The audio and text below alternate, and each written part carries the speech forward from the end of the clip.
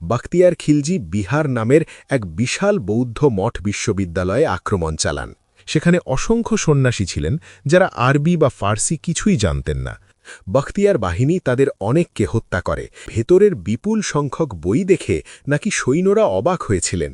তুর্কদের আক্রমণে নালন্দা মারাত্মকভাবে ক্ষতিগ্রস্ত হয়েছে। নালন্দার গ্রন্থাগারে আগুন লাগার পর নাকি আগুন কয়েক মাস ধরে জ্বলেছিল।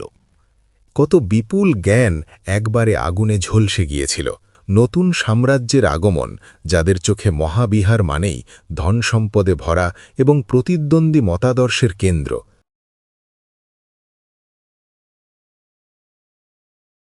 আজ থেকে প্রায় ১৫০০ বছর আগে ভারতের মাটিতে ছিল এক জ্ঞান নগরী। সে এক এমন বিশ্ববিদ্যালয় যার গ্রন্থাগার ছিল ৯ তলা উঁচু, যেখানে এশিয়া জুড়ে ১০,০০০ বিদ্যার্থী পড়তে আসত এবং যার প্রবেশিকা পরীক্ষা ছিল এভারেস্ট জয়ের চেয়েও কঠিন। আমরা কথা বলছি নালন্দা মহাবিহার নিয়ে। কিন্তু যে জ্ঞানজ্যোতি একদিন সারা বিশ্বকে পথ দেখাত, সেই আলো হঠাৎ নিভে গেল কেন? সেই রত্নদধি নামের জ্ঞান ভাণ্ডার কেন ছাই হয়ে গেল? মাত্র ১ শতাব্দীর মধ্যে কেন এত বড় বিদ্যানগরী পরিণত হল এই নীরব ধ্বংসস্তূপে? ১৫০০ বছরের গৌরব, ১০,০০০ ছাত্রের পদচারণা আর ৯ তলা গ্রন্থাগারের বিশালত্ব। কেমন ছিল প্রাচীন নালন্দা মহাবিহার?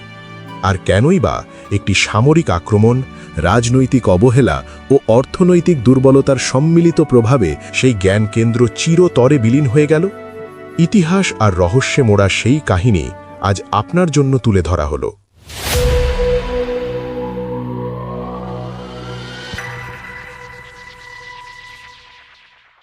নালন্দার গৌরবগাথা শুরু হয় প্রায় ১৫০০ বছর আগে। ইতিহাসবিদদের ধারণা, ৫ম শতকে উত্তর ভারতে যখন গুপ্ত সাম্রাজ্যের স্বর্ণযুগ চলছে, সেই সময় বিশেষ করে সম্রাট কুমারগুপ্তের উদার পৃষ্ঠপোষকতায় এই অঞ্চলে এক বিশাল বৌদ্ধ মহাবিহার গড়ে ওঠে। আজকের বিহার রাজ্যের নালন্দা জেলাতেই ছিল এই আবাসিক বিশ্ববিদ্যালয়, যা আধুনিক রাজগীর থেকে বেশি দূরে নয়। এটি শুধু একটি মঠ ছিল না, এটি ছিল একটি সম্পূর্ণ জ্ঞানের নগরী। নালন্দা নামের অর্থ নিয়ে বিভিন্ন ব্যাখ্যা পাওয়া যায়। কেউ বলেন এটি সেই ভূমি যে অনন্ত দান করে, আবার কেউ ব্যাখ্যা করেন নালম মানে পদ্ম এবং দা মানে দাতা, অর্থাৎ এটি সেই প্রতিষ্ঠান যে জ্ঞানরূপী পদ্ম বিলিয়ে যায় সকালের আলোর মতো। নাম যাই হোক, নালন্দা ছিল তার সময়ের এক অনন্য, উন্মুক্ত ও বহুত্ববাদী শিক্ষাকেন্দ্র। ধর্মীয়ভাবে এটি বৌদ্ধ মহাবিহার হলেও এর পাঠ্যসূচি ছিল সর্বজনীন ও ব্যাপক। এখানে পড়ানো হতো ব্যাকরণ ও ভাষাবিজ্ঞান, যুক্তিবিদ্যা, বিভিন্ন ধারার দর্শনশাস্ত্র, চিকিৎসা বিজ্ঞান, গণিত ও জ্যোতির্বিজ্ঞান, এমনকি বেদ উপনিষদের গভীর ব্যাখ্যাসহ নানা শাস্ত্র। নালন্দা ছিল এক সাংস্কৃতিক মিলনক্ষেত্র। ৭ম শতকে চীন থেকে আগত বিখ্যাত পরিব্রাজক ও পণ্ডিত হিউয়েনসাং নালন্দায় প্রায় কয়েক বছর ধরে গভীর মনোযোগ সহকারে পড়াশোনা করেন। তার লিখিত ভ্রমণ বৃত্তান্ত আজও আমাদের কাছে নালন্দার স্বর্ণযুগের সবচেয়ে নির্ভরযোগ্য দলিল। তিনি লিখেছেন, সেই সময় নালন্দায় ছাত্রের সংখ্যা ছিল প্রায় ১০,০০০-এর কাছাকাছি, আর তাদের শিক্ষাদানের জন্য আচার্যের সংখ্যা ছিল ১,০০০-এরও বেশি। হিউয়েনসাংয়ের বর্ণনা অনুযায়ী নালন্দা ছিল অত্যন্ত কড়া শৃঙ্খলার জায়গা। এখানে সবাই প্রবেশ করতে পারত না।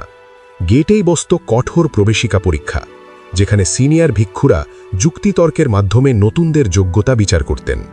সামান্য ভুল হলে বা যুক্তিতে দুর্বলতা ধরা পড়লে ভেতরে ঢোকার অনুমতি পর্যন্ত মিলত না।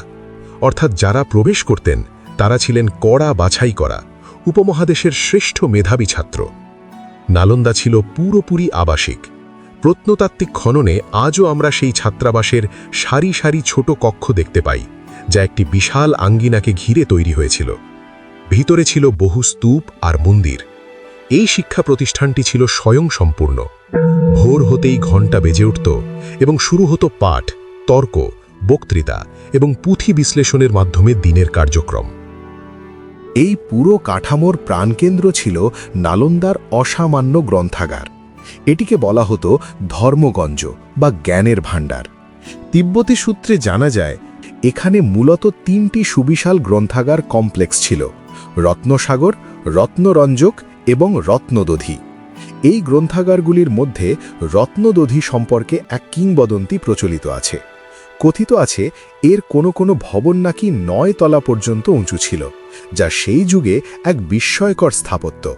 এই ভবনগুলির অভ্যন্তরে ছিল হাজার হাজার হাতে লেখা পুঁথি, তালপাতার পাণ্ডুলিপি, ভেলুম কাগজ এবং চামড়ার ওপর লেখা দুষ্প্রাপ্য গ্রন্থ। দক্ষিণ ও উত্তর ভারতের বিভিন্ন রাজ্য থেকে, কাশ্মীর থেকে, এমনকি বহির্ভারত থেকেও আনা পাণ্ডুলিপি এখানে যত্নে সংরক্ষিত ছিল। আজকের মানদণ্ডে কল্পনা করুন, একটি জায়গায় সারা উপমহাদেশের শ্রেষ্ঠ জ্ঞান, হাজার বছরের সংগ্রহ, দর্শন, বিজ্ঞান, চিকিৎসা সব একসঙ্গে সংরক্ষিত। কিন্তু কোনো গৌরবই চিরস্থায়ী হয় না। নালন্দার পতনের পেছনে একক কোনো কারণ ছিল না। এটি ছিল বহু যুগের রাজনৈতিক পরিবর্তন, অর্থনৈতিক অবহেলা এবং সামাজিক পট পরিবর্তনের সম্মিলিত ফল। গুপ্ত সাম্রাজ্য দুর্বল হওয়ার পর উত্তর ভারতের রাজনীতিতে পট পরিবর্তন হতে থাকে। পরবর্তীকালে হর্ষবর্ধন এবং পরে পাল সম্রাটরা নালন্দাকে পৃষ্ঠপোষকতা দিলেও অষ্টম-নবম শতকের পর থেকে ধীরে ধীরে গঙ্গা উপত্যকায় বৌদ্ধ ধর্মের রাজনৈতিক প্রভাব কমতে থাকে। হিন্দু ব্রাহ্মণ্য ধর্ম এবং আঞ্চলিক সামন্ত শক্তি ক্রমে প্রাধান্য পায়। রাজারা আগের মতো বড় বড় দান অনুদান দেওয়া বন্ধ করে দেন। এর ফলে মহাবিহারগুলি আর্থিকভাবে দুর্বল হতে শুরু করে। এই অর্থনৈতিক দুর্বলতার সঙ্গে ছোটখাটো আক্রমণ, লুটতরাজ এবং স্থানীয় দ্বন্দ্বের ইঙ্গিত পাওয়া যায়। যদিও প্রতিবারই মঠগুলি কিছুটা মেরামত হয়েছে, তবুও তার আগের গৌরব এবং স্থিতিশীলতা ধীরে ধীরে ক্ষয়ে গিয়েছিল। জ্ঞাননগরীর রক্ষণাবেক্ষণের জন্য যে নিরবিচ্ছিন্ন পৃষ্ঠপোষকতা প্রয়োজন ছিল তা বন্ধ হয়ে গিয়েছিল। তারপর আসে দ্বাদশ শতক। উত্তর ভারত ও বিহারের দিগন্তে তখন নতুন শক্তির উত্থান ঘটে, তুর্কি সেনাপতি ও সুলতানদের। মুহাম্মদ ঘুরির জয়ের পর যখন দিল্লি সুলতানাতের সূচনা হয়, সেই সময়েই এক গুরুত্বপূর্ণ এবং বিধ্বংসী চরিত্র আবির্ভূত হন ইখতিয়ার উদ্দিন মুহাম্মদ বখতিয়ার খিলজি। তিনি বঙ্গ ও বিহার দখলের অভিযানে বের হন, প্রায় 1197 থেকে 1200 খ্রিস্টাব্দের মধ্যে। পারস্য ভাষায় লেখা ইতিহাস গ্রন্থ তাবাকাত-ই-নাসিরিতে ইতিহাসকার মিনহাজ-ই সিরাজ এই অভিযানের এক মর্মান্তিক বর্ণনা দিয়েছেন। সেখানে তিনি লিখছেন, বখতিয়ার খিলজি বিহার নামের এক বিশাল বৌদ্ধ মঠ বিশ্ববিদ্যালয়ে আক্রমণ চালান। সেখানে অসংখ্য সন্ন্যাসী ছিলেন যারা আরবি বা ফার্সি কিছুই জানতেন না। বখতিয়ার বাহিনী তাদের অনেককে হত্যা করে এবং মঠটি লুটপাট হয়। লেখক আরও উল্লেখ করেন যে ভেতরের বিপুল সংখ্যক বই দেখে নাকি সৈন্যরা অবাক হয়েছিলেন। মিনহাজ যদিও সরাসরি নালন্দার নাম উল্লেখ করেননি, কিন্তু বেশিরভাগ ইতিহাসবিদ মনে করেন এই আক্রমণটি নালন্দা, বিক্রমশিলা এবং ওদন্তপুরীর মতো গুরুত্বপূর্ণ মহাবিহারগুলির ওপরই নেমে এসেছিল। আরেকজন সাক্ষ্যদাতা তিব্বতী ভিক্ষু ধর্মস্বামী প্রায় 1235 খ্রিস্টাব্দের দিকে নালন্দা অঞ্চলে এসেছিলেন। তিনি তার লেখায় নিশ্চিত করেছেন যে তুর্কদের আক্রমণে নালন্দা মারাত্মকভাবে ক্ষতিগ্রস্ত হয়েছে। তবুও তিনি তখনও কয়েকজন বৌদ্ধ ভিক্ষুকে সেখানে দেখতে পেয়েছিলেন, যারা ধ্বংসস্তূপের মাঝেও কোনোভাবে ধর্ম ও শিক্ষা টিকিয়ে রাখার চেষ্টা করছিলেন। এর মানে হল নালন্দা এক রাতের আক্রমণে পুরোপুরি মুছে যায়নি, কিন্তু এই সামরিক আক্রমণ তার মেরুদণ্ড ভেঙে দিয়েছিল। শতাব্দীর পর শতাব্দী ধরে ক্ষয়ে যাওয়া দেওয়াল, কমে যাওয়া অনুদান আর শেষে এই প্রবল লুটতরাজ ও প্রাণহানি সব মিলিয়ে সে আর ঘুরে দাঁড়াতে পারেনি। আর আসে সেই বিখ্যাত দাবিটি যে নালন্দার গ্রন্থাগারে আগুন লাগার পর নাকি আগুন কয়েক মাস ধরে জ্বলেছিল। এই তথ্যটি এসেছে মূলত পরের যুগের তিব্বতী বর্ণনা এবং লোককাহিনী থেকে। সমসাময়িক কোনো সরকারি দলিলে এই সময়কাল স্পষ্ট করে উল্লেখ নেই। আজকের অধিকাংশ ইতিহাসবিদ এই কয়েক মাস সময়কালকে একটি প্রতীক হিসেবে দেখেন, যেন বোঝাতে চাওয়া হয়েছে কত বিপুল জ্ঞান একবারে আগুনে ঝলসে গিয়েছিল। তবে এটাও সত্যি, হাতে লেখা শুকনো তালপাতা আর কাগজের পুঁথি ভর্তি এমন বিশাল গ্রন্থাগারে একবার আগুন লাগলে তা দীর্ঘদিন ধরে ধোঁয়া আর আগুনের আভা ছড়াতে পারে। নালন্দার পতনের পেছনে ছিল একদিকে বৌদ্ধ ধর্মের পৃষ্ঠপোষকতা কমে যাওয়া, অন্যদিকে গঙ্গে বঙ্গের শক্তিকেন্দ্র বদলে যাওয়া, এবং এর সাথে ছিল নতুন সাম্রাজ্যের আগমন, যাদের চোখে মহাবিহার মানেই ধন সম্পদে ভরা এবং প্রতিদ্বন্দ্বী মতাদর্শের কেন্দ্র। ফলাফল একটাই, যে জায়গা থেকে চীন, কোরিয়া, সুমাত্রা পর্যন্ত পণ্ডিতেরা পড়াশোনা করে ফিরতেন, সেই কেন্দ্র একে একে তার শিক্ষক, ছাত্র, বই, মঠ সব হারাতে লাগল। সম্ভবত ত্রয়োদশ শতকের মধ্যেই নালন্দা সম্পূর্ণ পরিত্যক্ত হয়ে পড়ে। এরপর প্রায় 600-700 বছর ধরে বাইরের দুনিয়ার কাছে নালন্দার অবস্থান প্রায় অজানা থেকে যায়। শুধু কিছু প্রাচীন তিব্বতী, চীনা ও ভারতীয় সূত্রে নামটা টিকেছিল।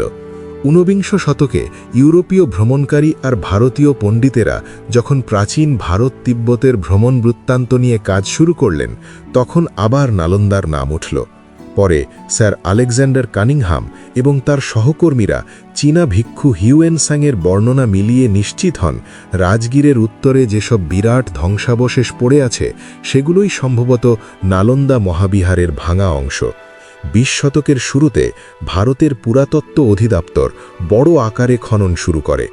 বহু বছরের প্রচেষ্টায় বেরিয়ে এসেছে লম্বা করিডর ঘেরা ছাত্রাবাস, বড় বড় প্রার্থনাগৃহ, বৌদ্ধ স্তূপ, মন্দিরের ভিত্তি, গ্রন্থাগার ভবনের অবশিষ্ট এবং অসংখ্য মূর্তি, মৃৎপাত্র, শিলালিপি ও মুদ্রা। শিলালিপি থেকে নিশ্চিত হওয়া গেছে গুপ্ত, হর্ষ, পাল বিভিন্ন যুগের রাজারা নালন্দাকে পৃষ্ঠপোষকতা দিয়েছেন। 2016 সালে এই প্রত্নস্থল ইউনেস্কো কর্তৃক বিশ্ব ঐতিহ্যবাহী স্থানের মর্যাদা পেয়েছে। এর কাছেই এখন তৈরি হয়েছে নতুন আন্তর্জাতিক উচ্চশিক্ষা কেন্দ্র নালন্দা বিশ্ববিদ্যালয়। এই নতুন প্রতিষ্ঠানটি হয়তো প্রাচীন নালন্দার সরাসরি উত্তরাধিকারী নয়, তবুও এক অর্থে নামটা যেন আবার বেঁচে উঠেছে। আগুনে পুড়ে যাওয়া সেই জ্ঞান ভাণ্ডারের স্মৃতি ধরে রাখার একটি ছোট্ট চেষ্টা। নালন্দার ধ্বংসের ইতিহাস তাই শুধু অতীতের কাহিনী নয়, আজকের জন্যেও একটা সতর্কবার্তা। জ্ঞানের ঘরকে আগলে রাখতে না পারলে তার ভেতরের আলো একসময় নিভেই যায়। এরকম আরও অজানা ও অদ্ভুত ভিডিও দেখতে চাইলে আমাদের চ্যানেল ইনকুইজিটিভ বং সাবস্ক্রাইব করুন, ভিডিওটিতে একটি লাইক দিন আর পাশে থাকা বেল আইকনে চাপ দিন যাতে পরবর্তী ভিডিওর নোটিফিকেশন আপনি সবার আগে পেয়ে যান। ভিডিওটি দেখার জন্য ধন্যবাদ।